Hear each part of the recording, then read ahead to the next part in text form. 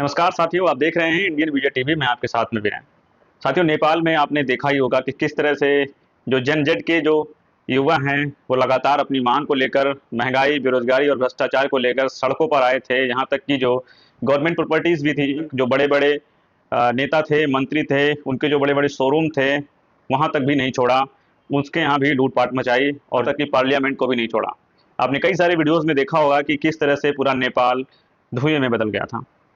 आपने कई सारी ऐसी वीडियोस भी देखे होंगे जिसमें वहाँ के नेता और मंत्री अपनी जान एक फिल्म की शूटिंग की तरह ही बचाते हुए दिखाई दे रहे हैं कि एक हेलीकॉप्टर से पैराशूट के जरिए वो किस तरह से अपने आप को बचाते हुए नजर आ रहे हैं। लेकिन साथियों, ये वही हुआ है अपने यहाँ की बेरोजगारी, महंगाई और भ्रष्टाचार को लेकर पीड़ित था। आज वो खुले तौर पे उनका संगठन, उनके लोग रोड पर आए और अपनी बात को सरकार से मनवा कर दम लेके, हालांकि सरकार गिराई गई और वहाँ पे दूसरी सरकार बनाई गई। साथ ही वहीं पे एक और बात सामने निकल के आ रही है कि जिस तरह से वहाँ के युवाओं ने प्रोटेस्ट किया, गवर्नमेंट की प्रॉपर्टी को जलाई और नेता मंत्री को भगा के दम लिया, अब ये कि वही युवा जो कल तक विद्रोह कर रहा था, प्रोटेस्ट कर रहा था अपनी मांग को लेकर, अब वही युवा अपनी जिम्मेदारियों को समझकर सड़क की सफाई में जुट गया है। आप देख ही सकते हैं वीडियो में किस तरह से जो युवा है वो सड़क की सफाई भी कर रहा है और जगह जगह डस्टबिन भी लगाई जा रही है और पानी से जो रोड के कचड़े हैं वो हटाए जा रहे हैं।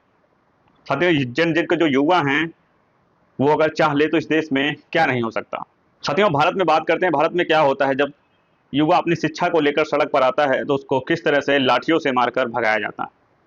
आप देख सकते हैं बिहार में अभी शिक्षक भर्ती को लेकर TRE 4 की तरह जिस तरह से युवाओं ने सड़क पर आए और उसको लेकर पुलिस ने बर्बरतापूर्वक उनके ऊपर बात सुनने की बजाय उनके ऊपर लाठीचार्ज किया। हमारी सरकारें क्या करती हैं, उनको लगता है कि अगर हम सुन लेंगे तो हमें करना पड़ेगा, नहीं सुनेंगे तो कोई बात ही नहीं है, उनके ऊपर लाठीचार्ज कर दीजिए, वो स्टूडेंट है और कहीं ना कहीं अपने घर में चले जाएंगे।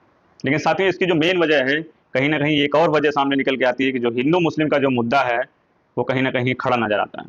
यही युवा हैं, इनको किससे लड़ाया जाएगा? हिंदू और मुस्लिम से लड़ाया जाएगा।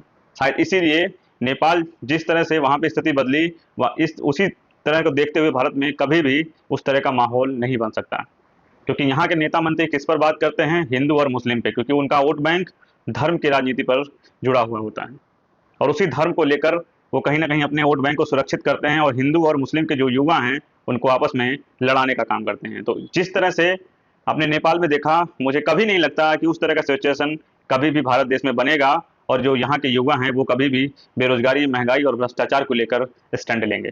साथियों, हम सभी जानते हैं कि जब यही युवा संवैधानिक तौर से अपने अधिकार मांगता है, सड़कों पर प्रोटेस्ट करता है, तो उसकी आवाज़ सुनी नहीं जाती है, बल्कि पूरी तरीके से दबा दी जाती है, लाठीचार्ज की जाती है, पानी के फव्वारे भी उसके ऊपर बरसाए जाते हैं।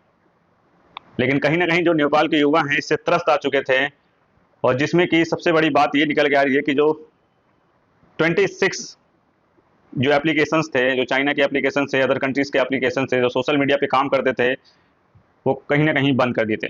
साथियों, हम सभी जानते हैं सोशल मीडिया अब केवल इंटरनेट का बहाना ही नहीं बल्कि कई सारे युवाओं के लिए अर्निंग का सोर्स बन चुका है। उसी को देखते हुए जब किसी भी कंट्री का सोशल मीडिया अकाउंट जब बंद होता है तो कितने लोग बेरोजगार होते हैं और उनकी भड़ास कहीं ना कहीं गवर्नमेंट के ऊपर ही दिखाई देती है।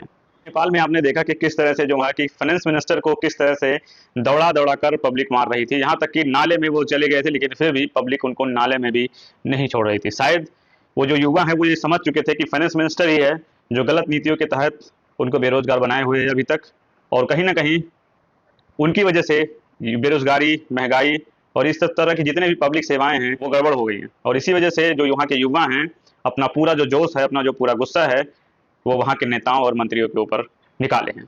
साथियों, नेपाल के युवाओं ने पे आकर अपना विरोध दर्ज किया, लेकिन कहीं ना कहीं वो सारे लोगों ने बहुत गलत भी किया है, क्योंकि जो गवर्नमेंट की प्रॉपर्टी है, जो पार्लियामेंट की प्रॉपर्टी है, वो पब्लिक की प्रॉपर्टी होती है, उनके टैक्स से बनाए जाते हैं और कहीं ना कहीं सरकार के पैसे से बनाए जाते हैं और फिर जब वो जलती है तो कहीं ना कहीं एक बड़ा नुकसान देखने को मिलता है। लेकिन साथियों, इन सब चीज़ों को देखकर एक चीज़ तो समझ में आती है कि जब हम जैसे युवा अगर ठान लें कि परिवर्तन करना है तो परिवर्तन होके ही रहेगा। कोई भी ऐसी बड़ी चीज़ नहीं है जो परिवर्तित नहीं हो सकती है, बस एक संगठन की ज़रूरत है, एकता की ज़रूरत है, आपसी भाईचारा की ज़रूरत है। आज वहाँ पे कोई ये नहीं देख रहा था कि कौन हिंदू लड़ रहा है, कौन मुस्लिम लड़ रहा है, बल्कि पूरे देश के जो युवा हैं, जनरेशन जेड के जो युवा हैं, वो अपनी लड़ाई खुद आकर लड़ रहे थे।